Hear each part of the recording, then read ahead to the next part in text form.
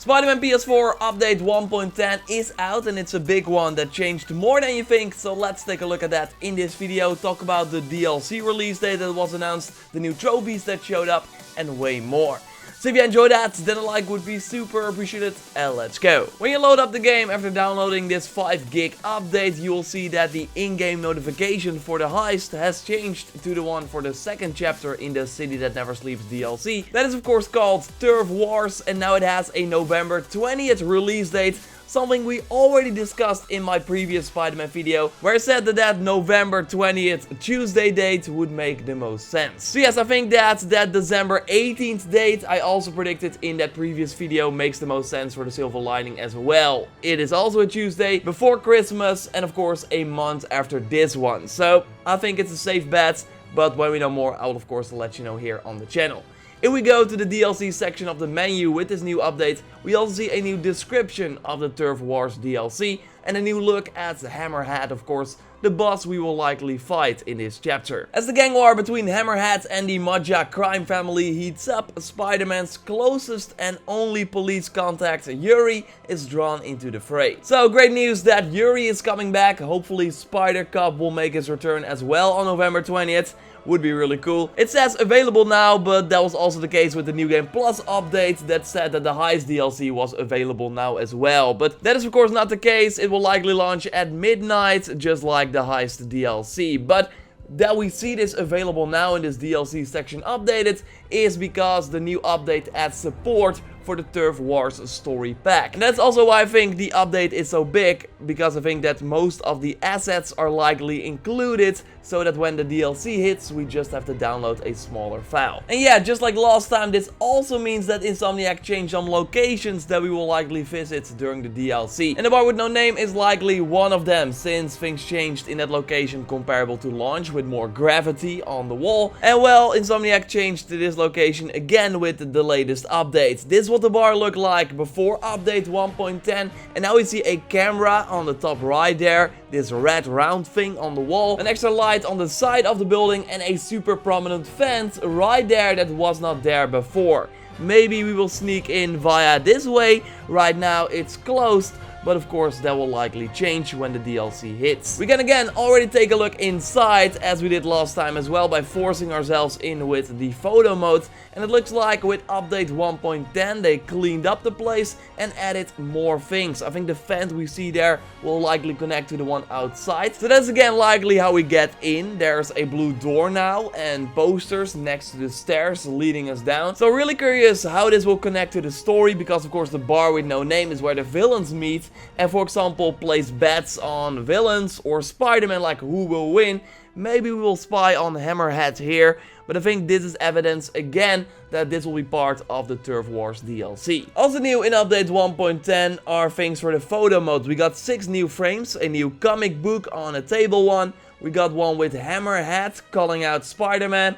Bring it on, Hammerhead. Comic book on a pool table is also new. An awesome Polaroid shot frame of Silver Sable there as well. And a guy in a suit with sunglasses. Frame 23 is also new, and 22 as well. And we will have a photo in the highlight section at the end of the video with this awesome new frame. So stay tuned for that. We also got new stickers like this cool one from Hammerhead. Speaking of Hammerhead, we got a new look at this villain in the trophies as well, since the Turf Wars DLC trophies were added, and they are kind of similar to the Heist DLC trophies. I say kind of similar, actually they are really similar. We got a gold one for completing the DLC 100%. There's one for the new Screwball challenges, confirming that this crazy influencer will return with this DLC again. You need to get them all on the spectacular difficulty, so the middle sort of batch. I really like the challenges, by the way, in the Heist DLC with the added photo bomb option, so I'm happy to see more of them. Hopefully some new gadget ones where we have to use a new combination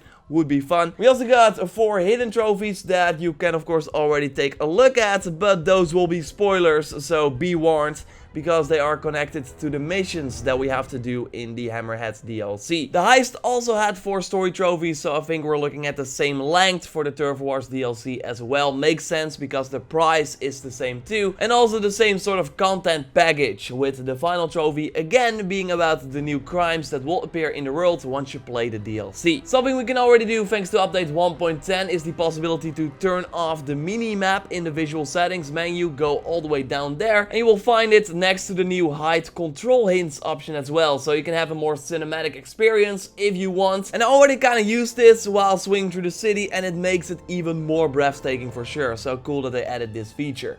Also new are the colored speaker names to the subtitles. Like first it was the same color as the subtitle, now they are light blue. Fixes were also included for bugs in the heist DLC, where people would lost their gadgets after quitting a screwball challenge, or where loading screens could appear over a cinematic, and more small fixes were included. I put a link to the full patch notes in the description down below so you can read them for yourself if you want. And there you have it, everything you need to know about the new Marvel Spider-Man update. November 20th is really soon. Bring it on. Subscribe for everything Spider-Man PS4, of course, including news regarding the DLC, more things that have changed in the game. I will cover it here on the channel. Of course, like this video to support the channel, and we're going to take a look at some awesome Spider-Man PS4 shots, as I always do at the end of these videos. You can send them via Twitter at JorRaptor with the SpiderRaptor hashtag.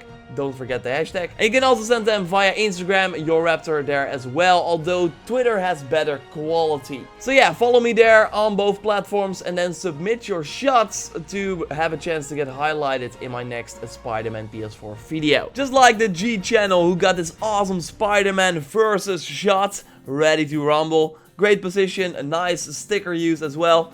I would watch this fight for sure. I think Spider-Man will win this one. This scene is awesome for photos for sure. And now we got a Spider-Fan 0505 who replayed the game with the New Game Plus mode and the Resilient suit, if I'm not mistaken. That really looks badass in the smoke here. Cool timing, just a cool shot. But yes, the Scarlet Spider 2 suit is still my favorite from the heist DLC. And this shot from Rainy is a great reason why. As we see the awesome light shine on the red and black colors. Love how it reflects on the eyes. Just really nicely done. One of the cool things about the heist DLC being in the dark is that it gave you a great reason to use the stealth big time suit again. That of course shines thanks to the great green lights on the suit.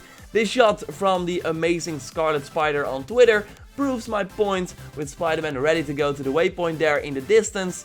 Just a lovely picture for sure. Okay, the vintage suit is also great in the dark. Justin demonstrates that with the black looking web coming out of Peter's web shooters. Really cool. Okay, are you ready? It's warehouse time, because this is still one of the best locations for photos in the game. This of course during the Jefferson Davis infiltrating the Fisk base mission. Love this one from Kiever with again the stealth big time suit. This suit deserves all the love for sure. The detail in the suit material also shines in this shot. I might have a new background. Yes, many people like Spider-Man, but I can totally see why the workers in New York City sometimes hope that he would stay home for one night. Really nice one, Colin. Joseph is fast because he already sent me a shot of Spider-Man with one of the new filters. The Stark suit is of course always a plus, making the shot really realistic. The details are great as well. I really love this one. Again, subscribe for everything Spider-Man PS4. Like this video to support the channel. Check out my video on all the DLC suits and also my review of them and the impressions of the heist DLC if you haven't already. And I will speak to you next time. Goodbye.